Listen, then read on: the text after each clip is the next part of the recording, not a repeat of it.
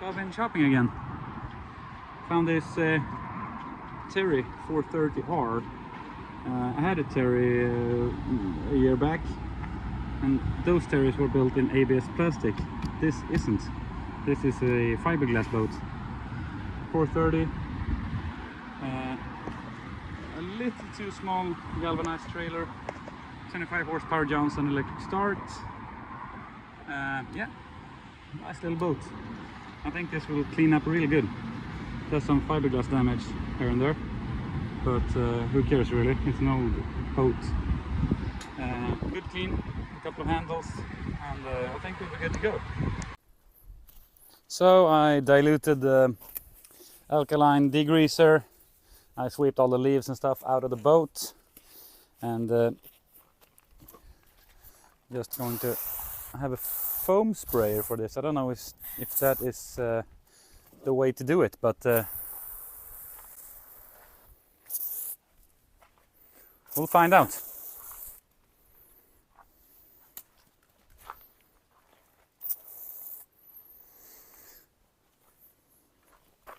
All right, give that a little time to do its magic. And I forgot to tell you guys what I bought this for. I paid 600 euros. The guy said the engine was hard to start, so for starters I will replace the spark plugs and try to start it. If it starts, I will replace the oil in the lower unit and take it for a test drive, see how it cools and everything. Right, so 600 euros with the trailer and everything. The trailer is way too small for it, but it works. I drove it home like 70 kilometers, so it held up for that anyways, and I only have 2 kilometers down to the lake. Yeah, let's start scrubbing away. Let's see what happens. I'm not the best guy in the world to use protection, but I don't know what alkaline degreaser will do to your hands, so looks like shaving cream.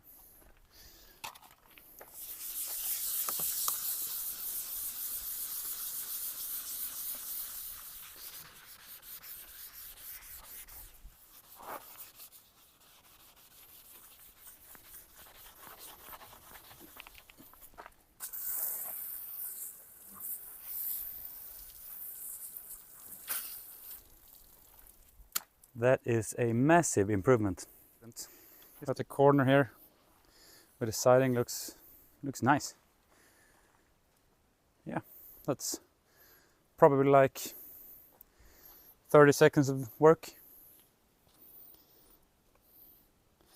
I'm going to give you guys a little big picture and keep at it.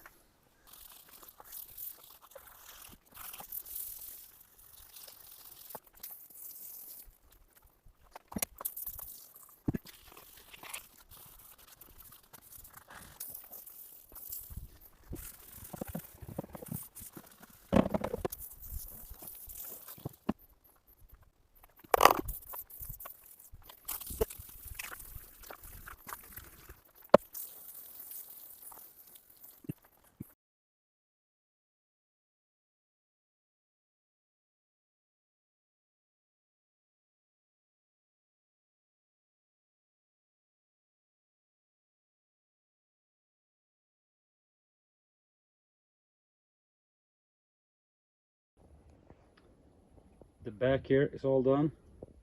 As you can see here, there's a bit of a difference. It's still really dull and boring. I think that would be better with a little bit of that wax polish. I only have the front to do. I will do that really quick because it looks like the weather is getting worse. So I will clean that out and I have to polish it another day. I would call that an improvement. It's a lot better. It's still all these tiny little black dots everywhere, but from a distance this thing already looks decent.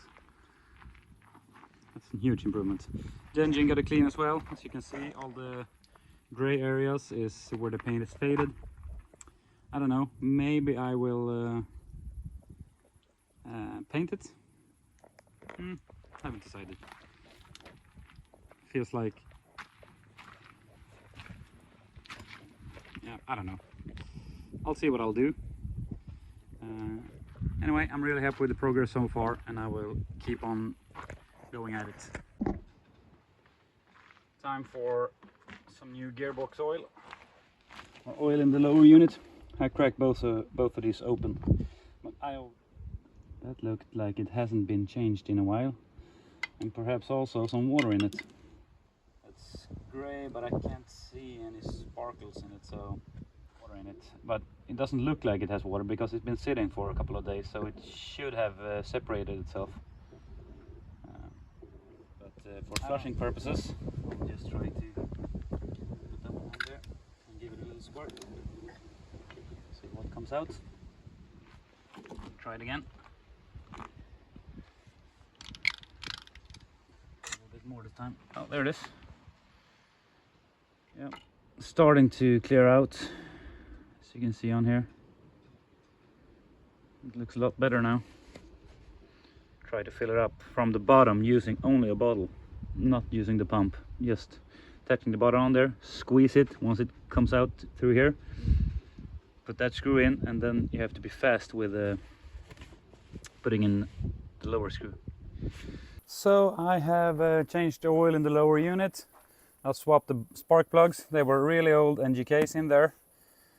The guy said it was hard to start, so we'll see. New spark plugs, new oil in the lower unit. The thing that came out of there, you guys saw it, it was terrible. Alright, so air screw open, squeeze, squeeze, squeeze, squeeze. Ignition on. This thing has electric start, but it's not hooked up to any battery, so. And choke. These things are hard to pull, hard to start.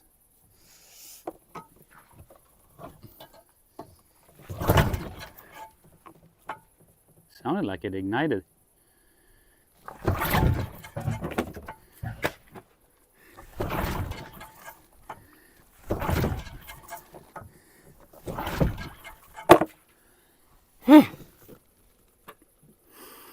Smells like fuel anyways. Choke it. Nothing happens with the choke. Oh, alright. Maybe this is why it's hard to start. The choke is falling apart. It's broken off. I don't know if you can see that. As you see, this arm moves. And that is supposed to move this linkage. That was all but one screw. So I'll try to remove this and replace it. So that is back in business. See what happens.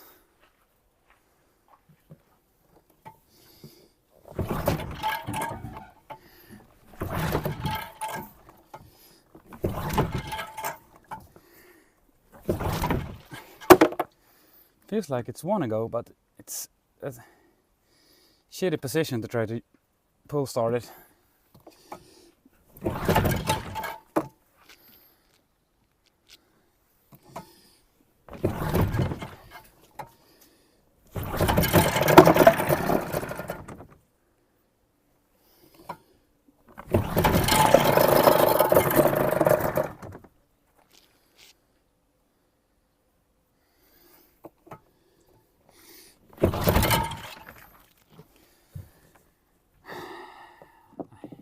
Alright, well, better to happen here, just outside my workshop, than out on the water. So I replaced the starter cord with a new rope, as you can see there. So I made it easy for myself, just removed the bolt that's going through here, the nut on the top and then the bolt. Then you can wiggle this whole plate out, and if you're careful you don't unwind the spring. There's another video on YouTube that I checked out to make this repair, and the channel is called Life is Short DIY, and the video is called Johnson pull starter repair, I think it was. I'll link it down below. That's a really in-depth video. I just changed the cord. That was pretty straightforward. But if you have a malfunctioning pull starter, check that video out.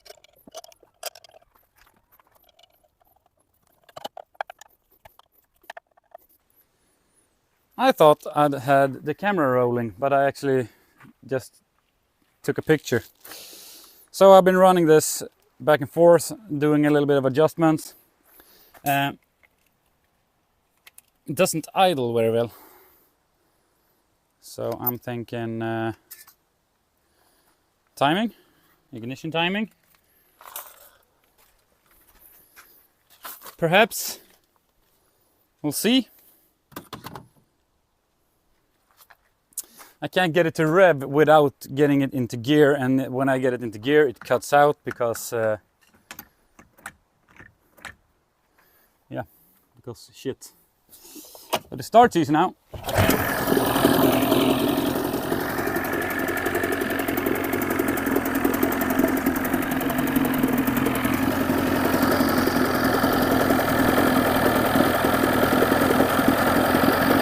And it is perhaps 13 degrees now. It says 30 on there. I will have to look into the manual that I have, see what it's supposed to be here. This is the gas linkage. When I give it gas, this one swings in, adjusts the timer base, but it does not give the carburetor any throttle. So you adjust the timing, but you don't adjust the air to fuel ratio. So I will move that back, maybe not all the way, but a little bit anyways. Let's see what happens. All right, so this is what happens. This is no throttle, and this is full throttle on the handle. I don't know what you guys think, but in my world you're supposed to be able to rev it more than that. And it's nothing here. I'm guessing it's a big slop in the remote here.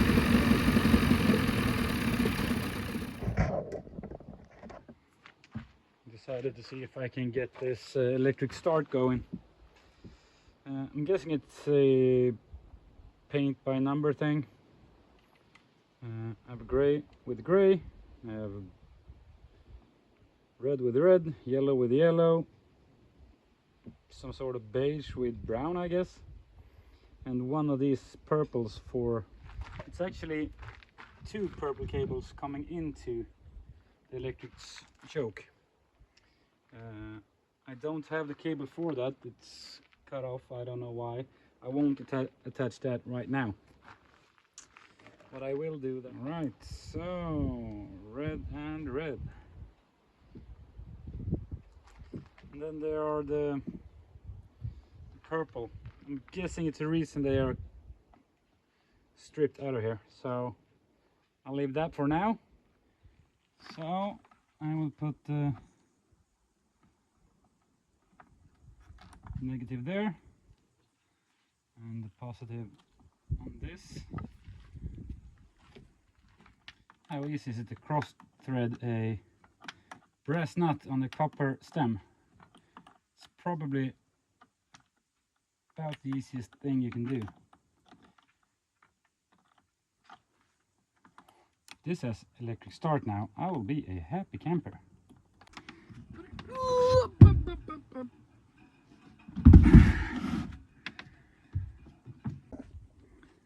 So I think everything is hooked up. Let's remove these things and turn on the power if anything smokes. No, not yet.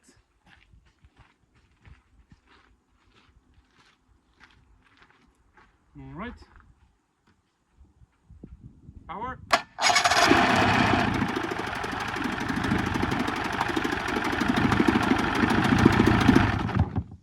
That is nice, my friends. That is very, very nice. I think it's time for a trip down to the lake.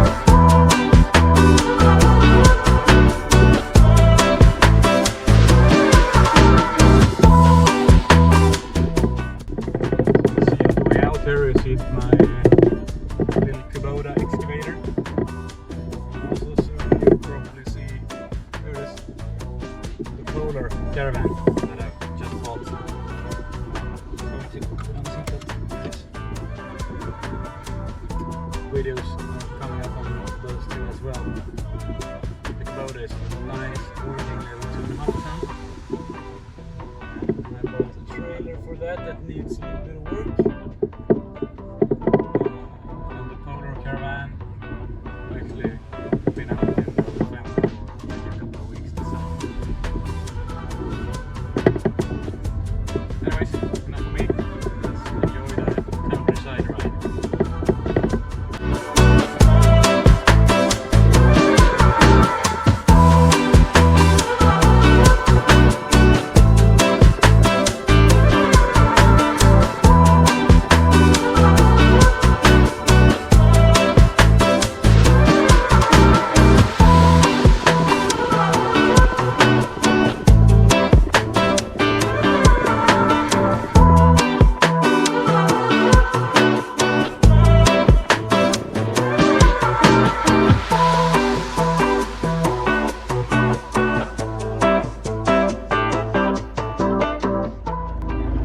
So it does not exactly sound like it's running on both cylinders, but it's running anyways.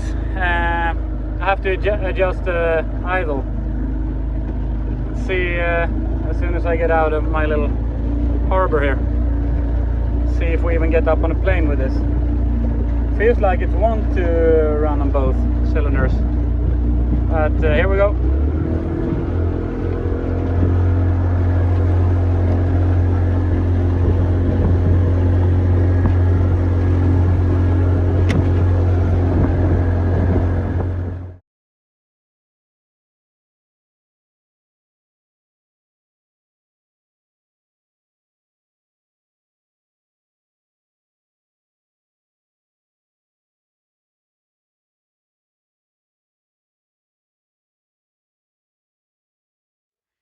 And as soon as it got the slightest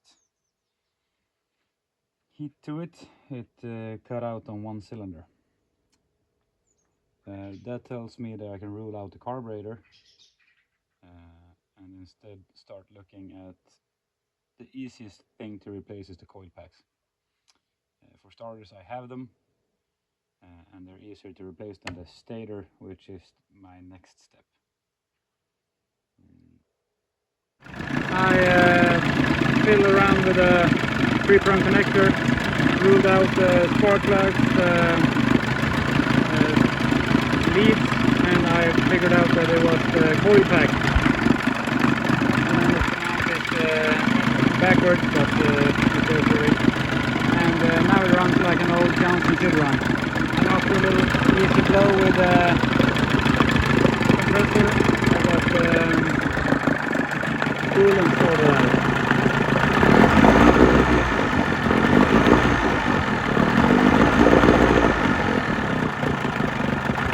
Now there's no issue with idling either. And I have my freshly painted engine cowling yet. I can't take this thing into the lake for like a week, so it will be a while until we see it run, but there will be a short of it. Make sure, guys. See you in the next video. Thank you. Bye.